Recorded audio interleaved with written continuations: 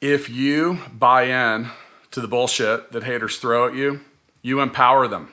You give them fuel, you give them what they want. If you just say, you know what, I don't give a shit, and you move on, it's so much better.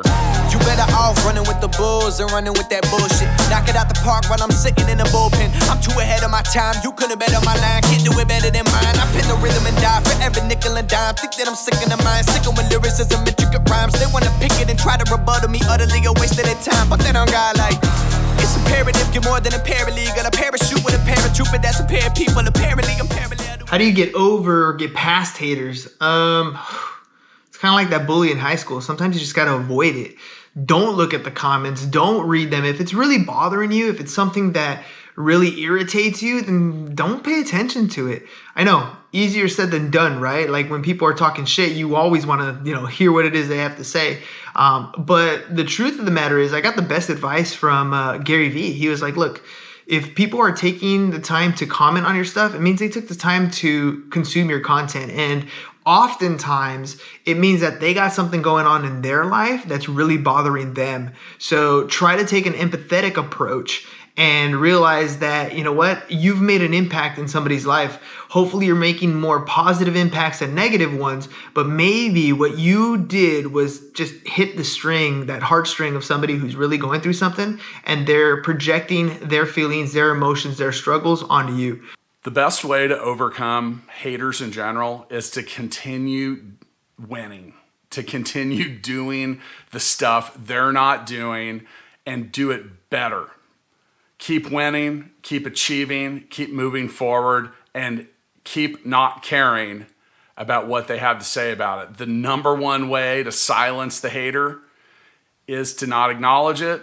The number two way to silence the hater, I don't know if you're going to silence them, but the number two way to get over on the hater is just keep winning. Gary Vee would say that you make the haters irrelevant when you don't give weight to the praise. So if you don't, lean into the praise, then when the hate comes, none of them matter. You're just doing your thing. So I think that's kind of how you get over it, is you just kind of silence their voice and you stop taking things personally, stop making assumptions. And when you're able to stop doing some of those things, their loudness, their volume in your life just gets diminished. As far as haters go, I say fuck them.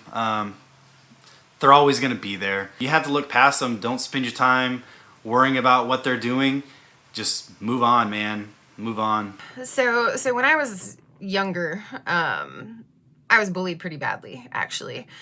And I had a lot of haters. I was a major nerd, fat, ugly, nerdy girl coming up. And I was very in tune and tied into what people thought of me. I was very sensitive. I remain somewhat sensitive. But man, having haters and detractors, it just knocked me for a loop. And that even persisted into like my early adulthood. But now as I'm getting older, every single time a hater comes out of the woodwork, I have to be perfectly honest, it gets easier, because once you pick yourself up and dust yourself off and move on, you remember that process. You're building like mental neural pathways into moving past it. So do I get bummed out by haters? Sure. I don't think anybody loves them, but I have learned over time not to take it so personally, and realize that often it is more about them and their reactions say more about them than it ever says about me. Bonus answer to how I've overcome the haters as well is I have a few very loud voices in my life, from my mom to my sisters to close friends, that whenever I talk to them about the haters, if I bring it up, they shut that shit down so fast. They don't even let me dwell on it. So yeah, who's in your corner? Kind of a sad story. My brother was murdered in 2019, and he was like highly into gangs and drugs. And it was something that sadly we kind of expected, never wanted, but kind of expected. And when he passed away, James and I did a live show that day to talk about our feelings and, memories and things like that. And we got a lot of backlash. Some of it was from family that agreed, and some of it was from friends who thought that was in bad taste and didn't like the opinions that we had about the lifestyle that he was living. And that was, it was hard to hear because those people were hurt as well. Those people, they loved my brother and they experienced a different lifestyle with him, and the love that he shared with them differently than we did. For me, it was one of those things where even to this day, I'm angry because of the lifestyle he lived. I feel like he cheated himself out of a long life. And there are people who will disagree with me that he loved and lived his life to the fullest. And dealing with those people and having those conversations, I think opens up the dialogue and gives me the opportunity and them the opportunity to realize that it's okay that we disagree. It's okay that we see life differently. That's what makes life beautiful. But it doesn't mean we have to be violent with each other. It doesn't mean we have to hate each other. Most of the people that I've interacted during that time with those haters, we still care deeply about each other, and we still communicate, and we still see each other at family events and functions and things like that. So when you tear at a heartstring, when you lay down your opinion, whatever it is, your point of view, sometimes those haters are going to come out, and it's just an opportunity for dialogue. Anytime you want to create content, kind of like we're doing on the show or the Startup Hustle podcast or any of it, you need to expect haters, especially when you publish it on the internet. So really in the end, if you have an opinion on something, there's someone else that has the opposite opinion, and you are guaranteed to attract criticism. We have published over 600 episodes of the Startup Hustle podcast. We're coming up on our 2 millionth download.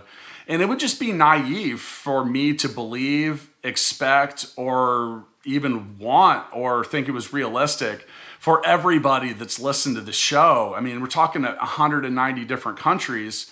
It would be almost impossible to get everybody to agree with everything we said, to like all of it. And so you're going to get haters. It comes in reviews. It comes in everything. Now for me, I've written books. I have a podcast. I've got this web series. I've been a speaker. So, fuck. There's haters everywhere when it comes to my world, because someone's going to read your book and they don't like it. They don't like your podcast. They don't like your speech. They don't like your social media presence. Really, in the end, they probably don't like themselves. So fuck them. But in the end, the more you do and the more you put out there, more haters you're going to have. There's really no way around it. For almost 2 years, after going through depression of my divorce and just being upset, I was starting to build my business, and I just learned about inputs, and haters are inputs, right? The only reason you know you have a hater is because they've said something to you, they've made fun of you, they've negatively impacted you. So when I learned that, almost for 2 years, I refused to be around anyone that was negatively inclined, a pessimist, someone going through stuff. I literally had conversations with my friends. Hey, I'm going through some stuff. I don't have bandwidth. I don't have strength to carry your stress as well. If we're not going to hang out and be positive, I just can't hang out right now. And that's how I was feeling, I just say it how it is. Like, I had already lost everything as far as I thought, my mind, my relationship, my marriage. I had nothing to lose. So I just started being real authentic, real direct, real honest. And some of that was telling some friends I couldn't hang out with them anymore, because in order to handle the haters, I needed my inner circle to believe in me, be positive people going after their own goals, so that it could rub off on me, and I could be strong enough to handle it. We had someone who felt that we weren't doing enough, and we weren't involving them enough in a very public request that they made to the innovator community.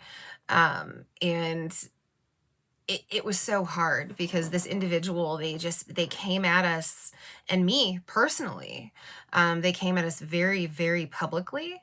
And so I had to sit down and I had to get first of all, I was kind of triggered in the first place. Like, somebody was attacking me and somebody was saying that I had done things that are kind of absolutely the antithesis of who I am as a person. And it hurt my feelings. And so I had to, sit down and very calmly try to like partition out, all right, what in my reaction comes from my personal feelings, and what in my reaction comes from the fact that, or comes from the knowledge that I am leading this organization. And so I had to take some time, and I had to figure that out and get really, really reflective about it. And then I had to sit down and I had to craft responses. Somebody was coming after us publicly, which means that I have to publicly argue with them, debate with them, and I tried to be very, very calm and cool and collected in the way that I was answering. And they would bring up points and I would counter every single point and I would provide evidence and I would say, this is absolutely not what happened. And I tried very, very hard to lift the emotion out of it because it was a really emotionally charged kind of situation, both for this individual and for myself. And it was really tough. I felt very conflicted because I felt for this person. I kind of wanted to give this person a hug, but at the same time, I'm not going to own something that you put on me that is untrue. And so I really, really struggled. Ooh, if I had to give some advice to entrepreneurs on haters or dealing with haters, get a little empathy. Realize that these people are engaging with you. You're in business, right? Isn't that what you wanted? You wanted engagement. You wanted people to ask you questions and to, engage with the content that you're creating. You didn't say you wanted all the people who agree with you to engage with you. So take this opportunity. Somebody left a comment. Somebody left a video. Somebody said something. If you engage with them, you never know. That person might be your most loyal customer, might be the sneezer, the one who goes out and tells everybody about what you do because you took the time to empathize, sympathize, get on their side, understand where they're coming from, and maybe even solve their problem. Oh, my best advice to entrepreneurs dealing with haters.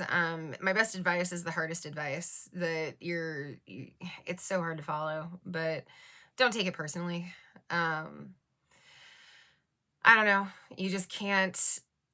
You cannot internalize that. Like, once that kernel of self-doubt comes in, particularly when you're trying to do the really, really hard task of building a business and being an entrepreneur and you're doing it alone, you don't need that kind of negativity in your life. So just try not to take it personally. See it for what it is, which is somebody who isn't doing something detracting somebody who is doing something. You're doing great. And your haters, they see that and they're reacting to that. So you just have to shake it off. My best advice for entrepreneurs who have to deal with haters is forget it, man. If these are people that knew you and, the relationship went bad or something happened and now they've become a hater, well, forget it. Who cares? That's probably the most important thing. Who cares? Right? You got the people around you that love you. You got your family, your friends, your mentors, the people that support you, the people that believe in you. Those are the only people that matter. Haters don't matter. In fact, ignoring them or not responding to them, they'll continue to hate, which doesn't make any flip of difference in the world, or they move on to someone or something else because they're just generally unhappy little people. My best advice to entrepreneurs dealing with haters is, no one that wants the best for you is hating on you for no reason. So think about people's motives. Think about how they're feeling to the point of, saying something nasty on your Instagram or Facebook or doing something like that. I just think you have to focus on what's important. Focus on your goals, focus on your why in those moments. And it's okay to share it with one or two people that are close to you. Don't repeat it to everyone. No one needs to know. But if you have a couple of people that are encouraging people, or are just like will love on you and encourage you in those moments, I think that's helpful. It's the little things that really goes a long way. I wanted freedom in my life. I wanted my quality of life to change more. I wanted to help my family get on their feet. I wanted to help businesses grow on Amazon. I wanted to be a thought leader in the e-commerce space. I wanted to overcome my insecurities. I wanted all of these things more than I care about haters. The best lesson that I have learned in dealing with haters. Oh, okay, this is a really good one. Nothing makes an emotional hater more angry than when you deal with them calmly. When you put on the brave face and you're not bothering me. Like you're gonna make accusations and spittle's gonna be flying out of your mouth and you're gonna be yelling and you're gonna be, cussing and cussing's not a bad thing. I cuss anyway. But when you are emotionally overreacting to whatever it is you think that you are reacting to, I'm just gonna talk to you, and you're not gonna bother me. You're not gonna ruffle me. I'm not gonna yell. I'm not gonna cry. I'm not gonna scream, because ultimately, you look like the bigger asshole, and you are the bigger asshole. And so yeah, like I would suggest that if you're ever triggered, if you ever have a hater coming at, like take a long pause if you need to, but take a breath. Calm down, and then really, really infuriate them with how little they are affecting you. I love doing that. Equity is sick and trash with me, bullshit and lies with me. Get you excommunicated from the dynasty. Honestly, I'm gonna be getting sick and tired. Every wrinkle in existence trying to eye me, lippers eye me. I couldn't be the type wrong with the bullshit that provided me. No way, not a chance. No way, not a chance.